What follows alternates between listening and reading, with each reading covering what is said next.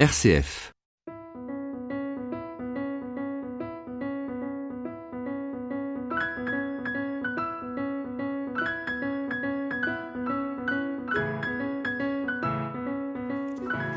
Bonjour à vous tous et à vous toutes, heureux de vous accueillir pour un nouveau numéro d'À plus d'un titre. Nous sommes à l'espace Clé de voûte, sous le soleil, pour accueillir Aubry-Françon. Les pommiers fleurissent aussi en hiver aux éditions Edilivre. C'est Emmanuel Boussière qui est derrière les manettes. Et Monique Pacalet qui est la fidèle assistante de l'émission.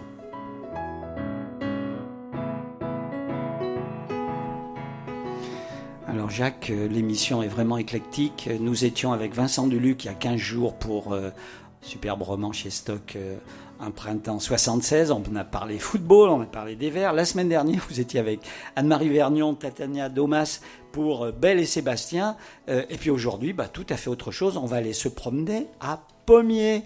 Parce qu'il y a Pommiers dans le titre, mais il y a aussi Pommiers sur la couverture. Voilà. Alors, Aubry-Françon. Vous êtes. Alors, est-ce qu'on dit que vous êtes stéphanois, que vous êtes Saint-Chamonnais ou Couramio? On peut dire les deux. Ou les trois.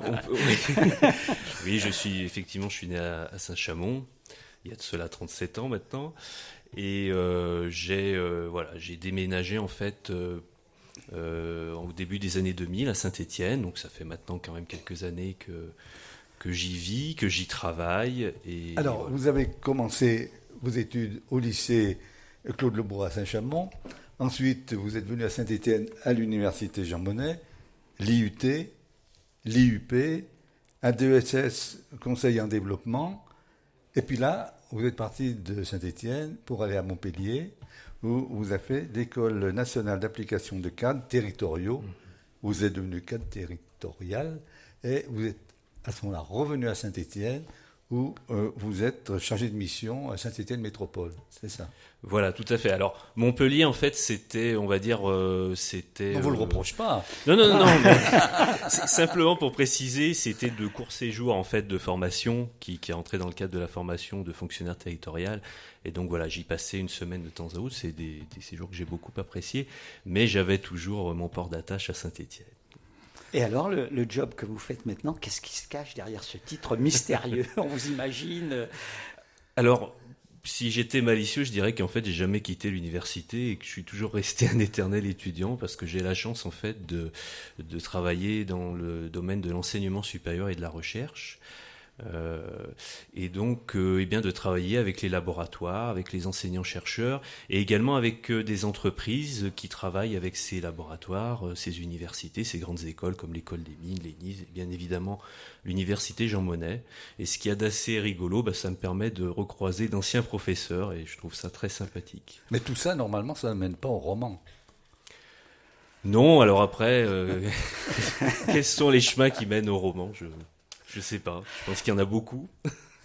Voilà, mais donc fonctionnaire autour de ce travail passionnant de mise en réseau, et on sait qu'à Saint-Étienne, il y a effectivement, depuis longtemps, mais en particulier depuis quelques années, ça fume, si j'ose dire, là, entre les grandes écoles et puis le monde industriel. Et alors là, quel est votre rôle exactement? Vous mettez les gens en rapport, Oui, alors c'est un travail où effectivement le relationnel a une importance capitale. Moi, je suis spécialiste de rien et généraliste en tout. C'est-à-dire que je peux rencontrer des chercheurs en sciences humaines et sociales, comme des spécialistes en médecine ou dans les nouveaux procédés avancés de fabrication, dans les lasers par exemple.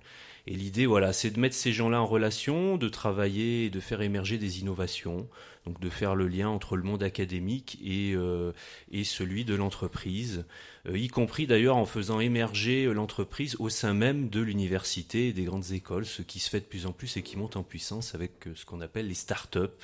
Voilà, et on a beaucoup de start-up à Saint-Étienne, plus qu'on ne le croit. Passionnant. Tout à fait. Alors, la question de Jacques maintenant, parce qu'on vous imagine là quand même, c'est un job, je ne vais pas dire qu'être romancier, c'est pas sérieux, mais enfin, voilà, au plus près des réalités économiques, et puis ce livre, il a eu un accouchement difficile quand même, plus que 9 mois. Hein. Alors oui. Bah en fait, tout est parti de Loire Magazine. Donc, vous savez, c'est le magazine du Conseil général de la Loire, qui a été rebaptisé Conseil départemental depuis, et où un jour je suis tombé sur le prix Honoré d'Urfé. Donc il y avait un appel à candidature pour le prix Honoré d'Urfé. C'était en 2007, au printemps 2007, et je crois que la date limite c'était au mois de septembre. Je me suis dit, présomptueux que j'étais, il me reste quelques mois pour écrire un roman. Alors, Carrément. Totalement fou. Et du coup, ça m'a pris 2 ans pour faire le premier jet. Donc, je suis arrivé au printemps 2009. Et donc, le concours, Et le concours, il était fini. Le prix était gigantesque. Oui. C'était 30 millions de francs. Ouais. Oui. Oui. À l'époque, le Conseil général avait choisi. C'était une idée intéressante. Oui. Hein, Le Conseil général avait rencontré Yves Berger, et puis Yves Berger avait dit il faut un prix 30 millions. Pof. Voilà. Mais manque de peau, ça l'a pas fait, si j'ose dire. Non, ça l'a pas fait. Et puis du coup, une fois que le premier jet était terminé, il y a eu un travail de relecture et écriture assez considérable qui a duré plusieurs années, que je me suis imposé, et parce que je me suis rendu compte que le manuscrit d'origine, était très imparfait, et notamment un travail sur les répétitions, sur des expressions. On se rend pas forcément compte, mais on a tous des tics verbaux, et ça se répercute aussi sur l'écriture, et les tics d'écriture, j'en avais beaucoup. Mais alors, c'est près de 10 ans? Alors, 8 ans, pour être précis. Voilà, après, c'est... Vous n'êtes pas dit un jour, bon, allez hop, je le mets dans un tiroir, et c'est mes enfants qui, plus tard, vont tomber dessus et vont bien rire en me disant « Papa ». Je vous cache pas que des fois j'en avais un petit peu marre et que j'aurais bien aimé appuyer sur la touche supprimer de l'ordinateur. Mais j'avais envie d'aller jusqu'au bout de ce travail-là. Et puis c'est vrai que, alors c'est peut-être prétentieux de dire ça, mais ça a presque été un parcours initiatique, parce que on s'intéresse aux mots, et puis après on s'intéresse à leur étymologie, à leur histoire, et de fil en aiguille, on découvre de nouvelles choses. Et c'est aussi passionnant quelque part de retravailler un manuscrit qui au départ est peut-être un peu brouillon. Et vous avez eu des relecteurs, vous avez eu des conseils, uniquement à la fin. Uniquement à la fin. Voilà, uniquement à la fin, puisque mon papa a été le premier lecteur de la version finale. Mais on va dire que tout au long de l'écriture, en fait, c'est resté un travail assez solitaire. Et alors, il faut trouver un éditeur aussi? Voilà, alors je suis tombé sur un site internet, et donc je suis tombé sur Edilivre, qui m'a semblé être, on va dire, une première marche intéressante pour publier un premier roman. Et c'est parti. RCF, la joie se partage. Les pommiers fleurissent aussi en hiver, Aubry-Françon. Alors, le romancier est installé derrière son ordinateur ma foi, en avant, on va découvrir ce livre. Alors, on le disait en souriant, les pommiers, la couverture nous emmène tout de suite à pommier. C'est le déclic, ça, pommier? Oui, alors c'est pas le déclic pour écrire le roman. Le déclic pour écrire le roman, en fait, c'est une petite nouvelle que j'avais écrite à l'âge de 19-20 ans, qui avait à peu près la même trame, mais en beaucoup plus simplifié du roman. Par contre, Pommier, c'est un lieu, alors ça peut vous surprendre, mais je n'y suis allé qu'une fois dans ma vie, c'était il y a une quinzaine d'années, faire du camping, d'ailleurs, comme le héros du roman. Lui, il y allait 2 fois, quand même. Lui, il y allait 2 fois. Effectivement, il y est retourné quelques années après. Et c'est vrai que c'est un lieu qui m'a charmé, pour plusieurs raisons. Je pense déjà ce côté un petit peu race campagne, et finalement on arrive on a l'impression d'entrer dans une autre époque, avec ce prieuré autour duquel finalement sont levées toutes les maisons. Ce village est quelque part agglutiné autour de ce prieuré, et on sent toute l'importance finalement qu'a pu avoir cet édifice-là pour l'histoire de ce village. Et puis aussi, alors tout bêtement, mais c'est le nom qui m'avait beaucoup amusé, un petit peu, d'ailleurs je le dis aussi dans le roman, enfin, c'est la raison pour laquelle quelque part le héros et son ami et ses amis sont allés en camping, ils ont trouvé le nom rigolo. Et ce nom-là m'a intrigué. Voilà. Oui, parce que le personnage principal, André, c'est quand même, tout part de pommier. Parce que à Pommier, avec ses copains, tout d'un coup, alors qu'il n'avait pas du tout envisagé d'être prof, il décide de faire l'université contre l'avis de ses parents. Mais c'est en voyant Pommier. Alors il faut dire, le roman n'est pas du tout chronologique, on va revenir en arrière, on verra un peu comment il est construit, mais tout part effectivement de là. Ils ont fait le Grand Chelem, les 4 ont réussi le bac, ils partent, et ça c'est très drôle, dans la vieille Dauphine, enfin elle n'était pas vieille à l'époque, mais enfin dans la Dauphine, le papa d'un des copains, on est en 76 d'ailleurs. Parce que là, on ne parlait jamais de date, vous ne dites jamais à quel moment ça se passe, mais vous parlez des avions. Et ces avions, c'était les vieux Viscount, qu'à l'époque, moi je les ai pris 1000 fois. 500 fois dans 500 fois dans l'autre. Je suis toujours revenu à Saint-Étienne. Mais donc, c'était des avions qui avaient encore des hélices. Et que la ville, enfin, c'était pas la ville, c'est Air France. On avait acheté d'occasion au Canada qui s'en étaient débarrassés parce qu'ils étaient usés. Voilà. Alors, mais le point de départ, c'est donc ça. 4 copains, enfin ils sont 3 plus une fille, ils ont tous réussi le bac et ils décident d'aller faire la bamboula à Pommier. Voilà, tout à fait. Il y en a un d'ailleurs qui est tout frisé à la Rocheteau. Qui s'appelle Moumout, et effectivement, voilà, il se laisse pousser les cheveux en hommage à Dominique Rocheteau, qui à l'époque terrorisait les défenses adverses. Alors effectivement, oui, Pommier, pour notre héros, c'est le déclic. Il a une vision, en fait, le matin, donc ils ont fait effectivement la fête toute la nuit, donc il a un petit peu la gueule de bois quand il se lève, et donc le soleil se lève, c'est l'aube, et là il a cette vision, donc c'est un petit peu ce que j'ai essayé de mettre sur la couverture du roman, et là il a décidé, je serai historien. Et du coup, effectivement, Pommier a une grande importance dans la vie de notre héros. Et oui, parce qu'il ne sera pas historien. Il ne sera pas historien, mais il a quand même été historien. Vous n'avez jamais eu envie d'être historien ? Non, alors Non, tu veux dire, est-ce que vous vous sentez un petit peu... Une vocation contrariée peut-être, non ? Ou d'autres études que celles que vous avez faites ? Pour être tout à fait franc avec vous, c'est vrai que quand j'étais petit, j'aurais bien aimé être pilote d'avion. Hélas, je suis daltonien, myope, voilà, donc si vous voulez, c'est assez rédhibitoire quand... Un ULM au maximum. Oui, c'est ça, tout à fait. Mais non, j'ai pas eu comme André, effectivement. Alors, par contre, l'histoire, effectivement, je suis très intéressé par l'histoire, et en particulier par cette époque du Moyen-Âge. Je crois que comme beaucoup, j'ai été très, très marqué par la lecture du Nom de la Rose, d'Umberto Eco, qui m'a marqué pour tout un tas de raisons. D'abord, l'histoire qui est extraordinaire, cette enquête policière finalement au Moyen-Âge dans une abbaye italienne très sombre. Et puis également le message qu'il y a derrière aussi. Je crois qu'Umberto Eco lui-même disait qu'il aimait écrire des romans à plusieurs niveaux de lecture.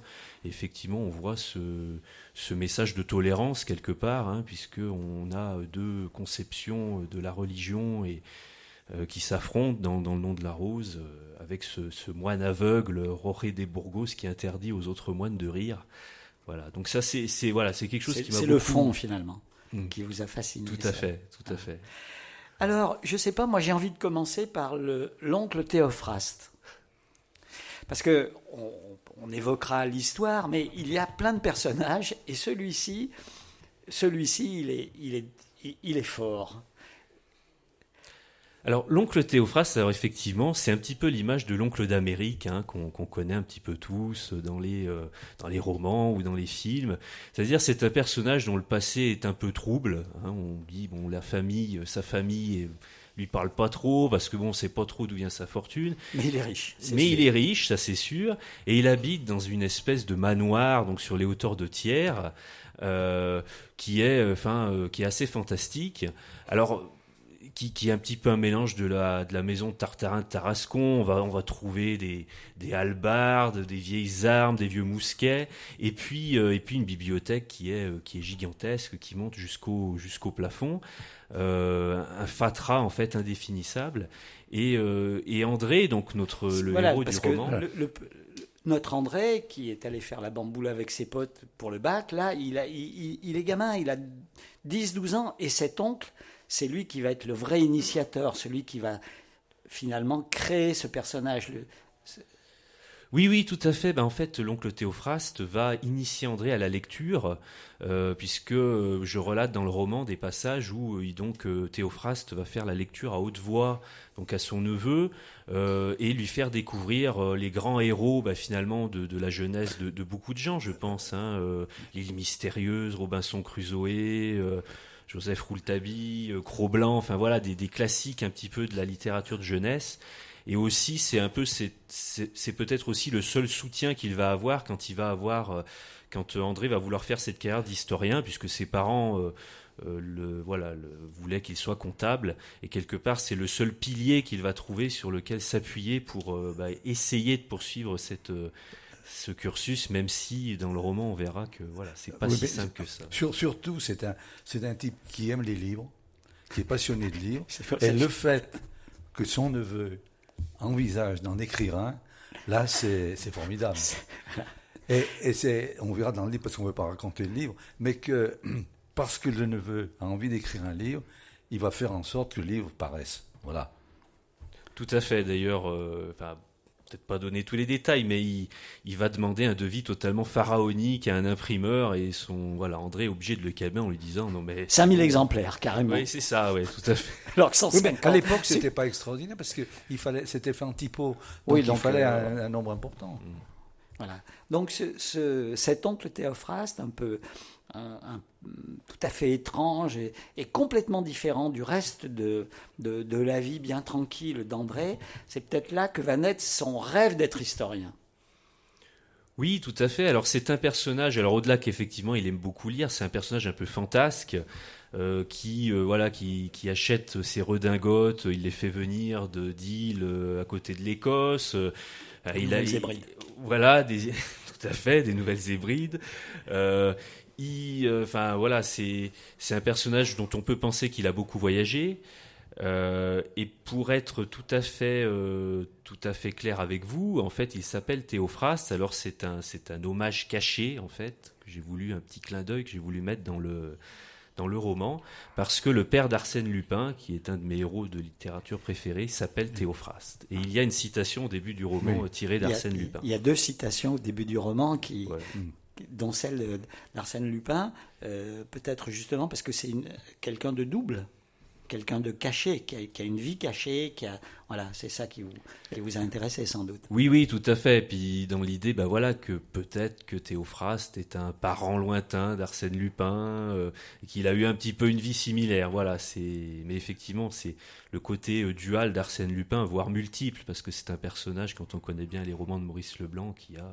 Et puis une citation de Lastrée qui n'est pas la citation habituelle. Parce que Dieu sait si... Oui, tout à fait. Alors c'est une citation, moi, qui m'a beaucoup plu, parce que quelque part, elle repositionne le Forêt comme une terre romanesque et propice finalement à écrire de belles histoires. C'est assez peu connu, en tout cas, je pense, de la part des Stéphanois et même des Forésiens, que l'un des plus grands romans d'amour, et en tout cas qui à l'époque était lu dans toutes les cours d'Europe, est né dans le Forêt. Donc Les Amours d'Astrée et Céladon par Honoré d'Urfé. Mais d'ailleurs, le concours dont vous avez parlé au départ, le titre c'était, le sujet c'était un roman d'amour, et c'était en pensant à Honoré d'Urfé. La boucle est bouclée.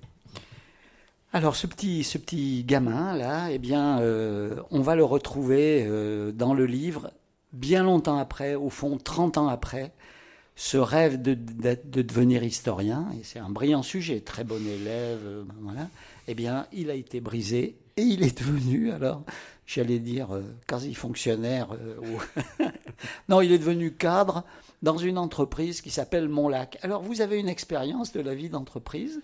Alors assez peu. Alors j'ai fait quelques stages effectivement pendant mes études. Moi, toute ma vie professionnelle s'est faite dans le public. En revanche, dans le cadre de mes études, en fait, j'ai fait pas mal de sociologie des organisations. Et c'est une matière qui m'a beaucoup plu. voir finalement comment une structure, une entreprise, une collectivité pouvait fonctionner et comment les jeux d'acteurs à l'intérieur se jouaient. Et du coup, j'ai essayé de transposer cette connaissance-là, alors qu'il peut être qu'une connaissance théorique, hein, effectivement, dans la vie de cette entreprise. Il faut inventer des C'est une personnages. grosse PME, 206 salariés, exactement. Tout à fait.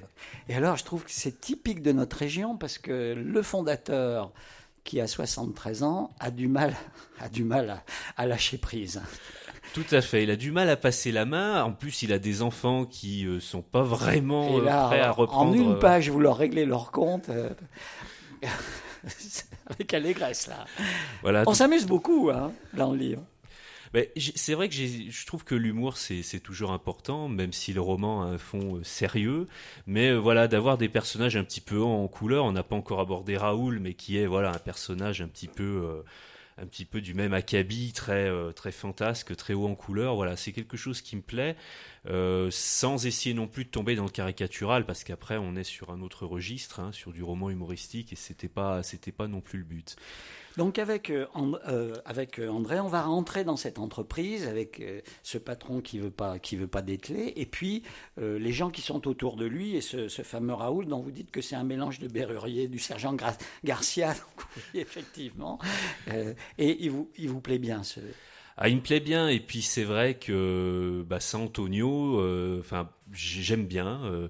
Je trouve que parfois c'est considéré comme de la sous-littérature, et je pense que c'est beaucoup plus que ça. C'est quelque chose de beaucoup plus fort que ça.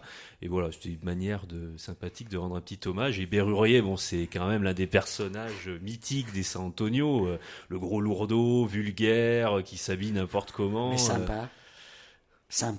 Mais sympa et auquel on s'attache. Et effectivement, c'est Raoul, il est un petit peu comme ça. Voilà, et donc on va voir peu à peu se dessiner la vie professionnelle de notre André. Bon, ça le passionne pas beaucoup de vendre du lait, surtout aux Japonais. Il y a quelques séminaires. Non, puis il a des gros soucis aussi. Il a des gros soucis. Il a 47 ans, il a raté sa vie, on peut dire. Alors, pour un héros de roman, quand même, c'est pas terrible. Il a tout raté, ce gars. Et ça va continuer. Oui, mais déjà au début, c'est pas brillant. C'est vrai que oui, il cumule pas mal de handicaps. Lui qui avait rêvé d'être un grand historien, il vend des packs de yaourt, et puis sa vie perso, c'est nul, quoi. Voilà, oui, c'est vrai que il est divorcé, ça se passe pas très bien avec pourtant, ses enfants. Ça avait si bien commencé dans le camping de pommiers. Oui, tout à fait. D'ailleurs, on voit, c'est ce que j'ai essayé de montrer dans le roman, qu'il a toujours de l'affection pour son ex-femme, et elle-même aussi, parce que elle l'appelle, prendre ses nouvelles, se rend compte qu'il y a quelque chose qui va pas très bien. Il a divorcé parce qu'il a été honnête. En plus, oui, il a fauté, effectivement, quand il est revenu de son voyage d'affaires, où il a suivi une jeune hôtesse jusque dans sa chambre, et quand il est revenu, il a tout avoué à sa femme. Oui. Un quart d'heure, simplement. Oui. Un petit quart d'heure. Un petit quart d'heure. Ben oui. Donc, vous voyez, quand même, il vend des yaourts, ça l'excite pas trop. Sa femme, ma foi, il vit seul, rue des Martyrs de Vingré, un petit appart. Ses enfants, alors, il y en a une qui s'est tirée en Australie. La fille...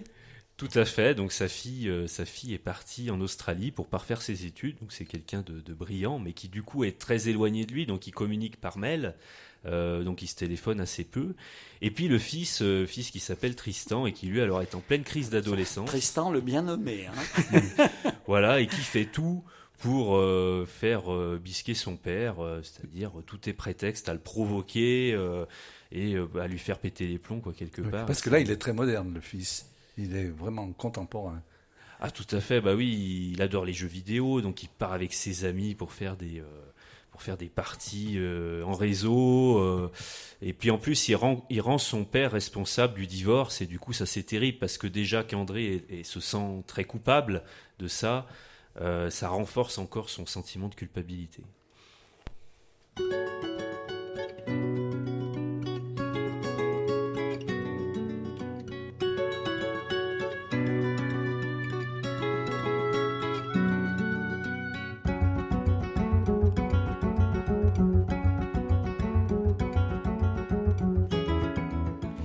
Les pommiers fleurissent aussi en hiver, Aubry, Françon. on a commencé à développer un peu les personnages qui gravitent autour de notre héros André, 47 ans, une vie ratée. Et puis, sur le parking, alors j'ai adoré le début, sur le parking, il écoute Norah Jones, là, en allant prendre l'avion que Jacques a pris des milliers de fois, sur le tarmac de l'aéroport d'Andrézieux-Boutéon, eh bien, à 6h du matin, il peut se passer des coups de foudre. C'est pas possible, ça. C'est même pas un coup de foudre. Ah, si, quand même. Ah, si, Jacques. Ah. Il découvre un bouquin qui l'étonne parce que personne ne devrait pouvoir avoir. On ne sait pas ce qui s'est passé, mais cette fille, elle a un livre Mais enfin, cette fille, elle est quand même bien. Je suis pas sûr. Il y a des milliers de taches de rousseur. Oh, si, Jacques. Ouais, je suis pas sûr. Oh. Non. Moi, je pense que c'est surtout le bouquin qui l'intéresse. C'est le bouquin qui l'intéresse, oui. Mais alors, quelle idée là. C'est parce que c'est le démarrage du roman. Oui, alors effectivement, je pense que souvent d'événements anodins peuvent surgir la lumière. Et effectivement, comme vous le dites, il arrive le matin, comme il l'a fait des dizaines et des dizaines de fois. Il arrive à l'aéroport, il va prendre l'avion donc pour aller à Paris. Et c'est une vraie routine. Il a cette habitude-là. Et là, effectivement, il va tomber sur une jeune femme qui tient un livre et ça lui fait un choc émotionnel très fort. Alors effectivement, j'ai vu que vous étiez pas tout à fait d'accord sur l'interprétation. C'est un peu le charme. Alors j'ai envie de dire que le premier choc c'est celui du livre et le deuxième c'est celui de la fille. Parce que effectivement, quand il va, alors on va pas dévoiler la trame du roman, mais il va revoir cette fille-là, et quand il va la revoir, effectivement, il y aura le deuxième choc parce que c'est quelqu'un de très particulier aussi, qui est un personnage. Qui est un personnage à la fois un peu immature, très jeune, mais qui, paradoxalement, est aussi quelqu'un de très cultivé, très intelligente. Elle est étudiante en histoire, elle fait une thèse, alors on comprend pourquoi il est amoureux forcément de cette fille, puisque... Ici, Jacques, parce que... Non, elle a 19 ans, lui il en a 50. Non, 47. Mais il en fait 5 de plus. Donc, c'était un vieux jeton, c'est tout. Mais j'ai pas l'impression au départ qu'il était vraiment amoureux de cette fille. Il sentait que c'était impossible. Mais il se passe sur ce tarmac d'aéroport quelque chose de surréaliste. Ce livre, qui va être le point de départ de l'histoire, et puis il est entre les mains de cette fille. Alors, le romancier, là, c'est venu d'où cette idée? Parce que c'est la clé du livre. Alors, je saurais... Vous l'aviez déjà dans la première version oui, tout à fait. Votre nouvelle lointaine. Oui, tout à fait. Je sais pas s'il y a vraiment une influence par rapport à d'autres livres ou à d'autres films. Ce qui est sûr, c'est que parfois on se rend compte que le hasard fait bien les choses. Parfois j'ai un petit peu envie de croire à ça aussi. Et quelque part, voilà, ça part de ça aussi. C'est de se dire, finalement, il y a des moments clés dans une vie. Vous l'avez dit, André n'a pas eu de chance, ou il n'a pas su prendre les bons choix à un moment donné de sa vie. Et là, il va avoir une opportunité assez extraordinaire qui va se présenter à lui. Mais c'est le fruit du hasard, c'est une pure coïncidence. Il n'y a pas de caméra cachée. Et voilà, moi j'ai un petit peu envie de croire à ça aussi, forme quelque part de destin. Voilà.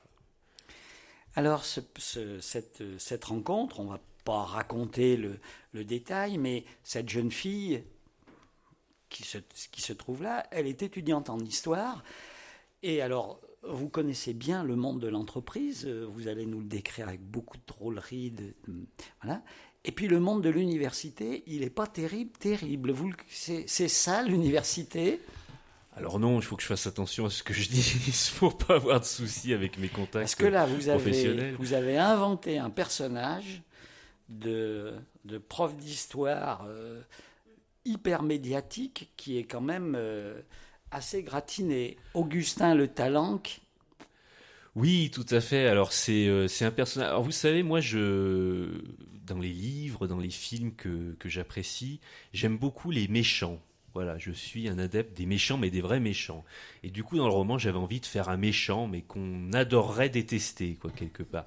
Et Augustin, bah, c'est un petit peu ça. C'est un personnage qui a une faconde extraordinaire, qui s'exprime très bien, qui écume les plateaux de télé. D'ailleurs, je crois que j'écris comme les boucaniers, les mers du Sud autrefois, quoi. En fait, il est de partout, sur les chaînes de télé, à la radio. Et c'est la référence en termes d'histoire, et lorsque on veut sauvegarder un monument en péril, on l'appelle, il débarque tout de suite avec toute sa meute de journalistes derrière les caméras de télévision.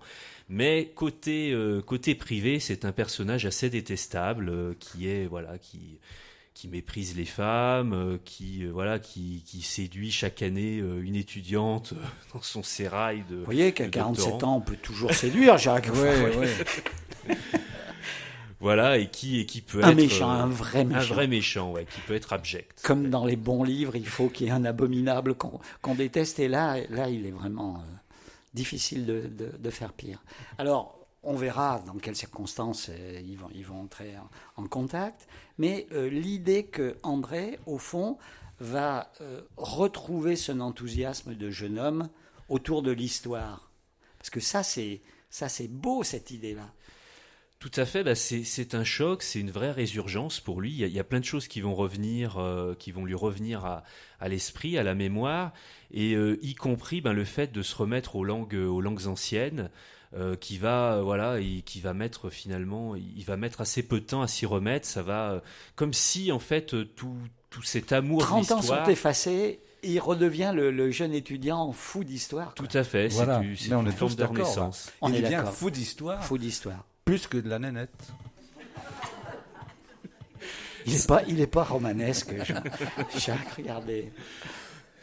Je me garderai. Vous verrez, lisez le livre, vous verrez. Moi, je suis sûr que l'auteur se régale là, parce qu'évidemment, voilà, donc cet amour de l'histoire, et en particulier de cette période-là, comme vous, finalement. Oui, tout à fait, parce que le Moyen Âge, c'est alors il y a les deux aspects du Moyen Âge. Il y a l'aspect, on va dire, un peu grand public qu'on connaît tous, les tournois de chevaliers, la princesse avec le chapeau pointu. Et puis il y a l'aspect, on va dire, plus véridique, et qui est quand même un petit peu différent, on va dire, des films de chevaliers. Où on a une époque aussi assez foisonnante sur le plan intellectuel, où il y a des échanges commerciaux, où il se passe beaucoup de choses. Voilà. Alors c'est vrai que j'approfondis assez peu l'aspect documentaire dans le livre. J'ai essayé de me documenter au maximum, mais sans que ce soit qu'on passe dans du roman documentaire. Mais c'est une période qui effectivement est passionnante à plein de niveaux. Alors, dans le livre, il y a aussi quelque chose qui m'a surpris, c'est la manière dont vous écrivez. Parce qu'il y a beaucoup de drôleries, beaucoup de facondes, des personnages hauts en couleur, etc. Et puis, de temps en temps, même assez fréquemment, alors là, on a l'impression que vous vous lâchez et que vous avez un bonheur à chercher des mots rares, des mots justes, des mots... Moi, je suis allé chercher, il y a c'est pas pour dire, mais parce que pour certains, je savais pas. La vieille Dauphine, par exemple, qui est rubigineuse. Rubigineuse, je suis allé voir rubigineuse, il me semblait que ça voulait dire pas en très bon état, mais c'est tout à fait ça. Alors, qu'est-ce que c'est que ce plaisir ? Eh bien, en fait, je vous disais que j'avais mis 8 ans pour écrire le livre. En fait, les 6 ans après le premier jet, c'est ce que vous dites. C'est ce travail de recherche, de mots. Au départ, ça part du fait d'éviter les répétitions. Et puis, je me suis pris au jeu et j'ai eu envie, de me faire plaisir avec des mots qui sont pas toujours connus. Ce que j'ai essayé de faire, c'est quand même pour le lecteur, et j'espère que c'est réussi, que le contexte lui permette de comprendre le sens du mot et que ça ne devienne pas complètement il faut pas que ça illisible. Tout à fait. Non, on comprend. Parfait. Mais c'est quand même étonnant ce plaisir qu'on sent chez vous d'aller chercher, d'aller débusquer finalement le mot inattendu, le mot rare. Oui. Alors c'est vrai qu'en plus, j'ai trouvé des outils qui me permettaient de travailler ces aspects-là, notamment sur Internet. Il y a de très très beaux dictionnaires et notamment qui permettent de connaître l'étymologie avec une précision sur l'histoire des mots qui est assez incroyable. Et d'ailleurs, on se rend compte que il y a certains mots, certains termes dont on ne connaît pas l'origine exacte. Et ça m'a surpris. J'avoue que je n'avais pas l'idée qu'il y a certains mots, on ne sait pas si ça vient du grec, si ça vient du latin ou d'une autre langue. Voilà, c'est assez... Alors ce goût pour le travail sur Internet, on le retrouve parce que vous le dites, au fond, ce qui va naître entre André et puis cette Moira là, est fortement influencé par le fait qu'ils ne se voient pratiquement jamais et qu'ils sont constamment en train de s'écrire et qu'ils attendent. Vous savez, on fait tout ça quand on a envie que quelqu'un vous réponde. On attend le petit bruit qui va faire que le mail arrive et qu'on va l'ouvrir. Oui, tout à fait. Alors, ce que j'ai trouvé intéressant dans la relation entre Moira et André, donc notre héros, c'est que en fait, ils utilisent l'Internet comme, on va dire, les correspondants l'utilisaient au 19e siècle et avant, c'est-à-dire qu'ils s'écrivent, alors non pas du courrier postal, mais ils s'écrivent des mails. Et souvent, ce sont des mails très, très alambiqués, très travaillés dans leur forme, on va dire à rebours des mails qu'on s'écrit aujourd'hui, qui sont très courts, c'est quasiment du langage SMS. Donc j'ai trouvé ça assez rigolo de travailler cette manière-là, et ça leur permet d'avoir, alors je parle de marivaudage à un moment donné dans le roman, ça permet d'avoir des courriers un peu alambiqués, avec et qui vont très très vite, parce qu'à la différence du courrier, il faut attendre que le facteur passe, alors que là, c'est instantané, quoi. Tout à fait. Ça change les rapports amoureux en particulier. Tout à fait. Et puis aussi, alors André essaye de les travailler, il essaye de mettre à chaque fois une citation à la fin. Latine. Voilà, une citation latine, il a toujours son dictionnaire de locution à portée de main. Bon, c'est... Là, il fait un peu le cuistre, là, quand même. C'est-à-dire Alors oui, il veut se mettre c'est-à-dire au niveau de la fille, un petit peu, pour être... Alors, je sais pas, je pense que c'est plutôt une manière aussi de lui faire passer des messages, et aussi c'est de se positionner, parce que c'est vrai qu'André, bon, il a arrêté ses études assez tôt, ses études d'histoire, et donc Moira, cette étudiante qui est doctorante, donc qui est quand même à un niveau assez élevé, qui va passer une thèse, il se sent un peu en complexe d'infériorité par rapport à elle. Oui. Et quelque part, le fait d'écrire comme ça, c'est aussi une manière de se mettre un petit peu à son niveau, sachant qu'on se rend compte dans le roman qu'il n'a pas à rougir de ses connaissances et de ses capacités en tant qu'historien, même si effectivement il a arrêté son cursus assez tôt. Alors, bon, vous étiez inquiet sur les 40 minutes. Je vous rassure, c'est fini, hein, c'est quasi fini. 8 ans après, ça va, vous êtes heureux d'y être arrivé, que le livre soit là, qu'il circule, que des gens le lisent, que vous ayez des échos? Ah bah oui, tout à fait. Bah c'est une superbe récompense, hein. C'est vrai que... Et puis pendant 8 ans, on a des moments de doute. Comme je vous disais, il y a des moments où on a envie de l'arrêter ou de le sortir tel quel. Même s'il était imparfait, il le sera toujours de toute façon, hein. Mais oui, c'est un bel accomplissement. Puis aujourd'hui, quelque part, ce qui me fait plaisir aussi, c'est que le livre ne m'appartient plus, il appartient à ceux qui le lisent, et ça fait très plaisir. Alors, j'ai lu que vous vouliez écrire un roman de science-fiction. Moi, je pensais que vous alliez écrire le roman dont il est question dans le livre. Enfin, on dévoile pas trop, mais non, c'est vrai, c'est de la science-fiction. Oui, alors c'est un genre, moi, que j'aime beaucoup, à la fois au travers des romanciers anglo-saxons comme Philip K. Dick, Frank Herbert, Arthur C. Clarke. Et récemment, il y a quelques années, j'ai découvert René Barjavel, et j'avoue que j'ai eu un coup de cœur pour cet auteur, notamment Ravage, qui est un roman qui m'a beaucoup marqué. J'ai envie de me lancer là-dedans, dans l'anticipation. Après, vous n'êtes pas le premier à me tendre la perche par rapport, on va dire, au roman dans le roman. Pourquoi pas, effectivement, travailler les aventures du prieur Mathias et en faire peut-être un livre. Peut-être un livre. Et alors, vous trouvez le temps entre le boulot, la vie de famille, c'est la nuit que vous allez écrire, un peu comme André? Oui, en fait, alors je m'étais donné un cadre assez drastique, où c'était les mardis soirs et les jeudis soirs. donc de 8h à minuit, voire 1h du matin. Voilà, je travaillais à ce moment-là. Donc, moi, je suis du soir et pas du matin. Voilà. Alors c'est pour quand? Vous n'allez pas attendre 8 ans quand même pour le prochain? J'essaierai de le sortir un petit peu plus tôt. Voilà, le rendez-vous est pris. Merci à tous. La semaine prochaine, ce sera Anne-Marie Vergnon qui sera avec Jacques Plaine pour recevoir Hubert de Maximi. Le livre paru chez l'Archipel s'appelle Le chant de Chanvielle. Hubert de Maximi est un ancien lauréat du prix Ex-Braya. Et cette semaine, on va découvrir les 3 livres sélectionnés pour le prochain prix qui a lieu, bien sûr, au mois de septembre. Jacques, vous êtes dans les starting blocks, les livres sont choisis, ils sont bons? Ils sont choisis, ils sont bons. Bien sûr, ils sont bons. Et ils sont bons. Et les bibliothèques les auront en main dès le lendemain de la conférence de presse, donc dès mercredi. Voilà, merci à tous et à la semaine prochaine. Merci. Merci.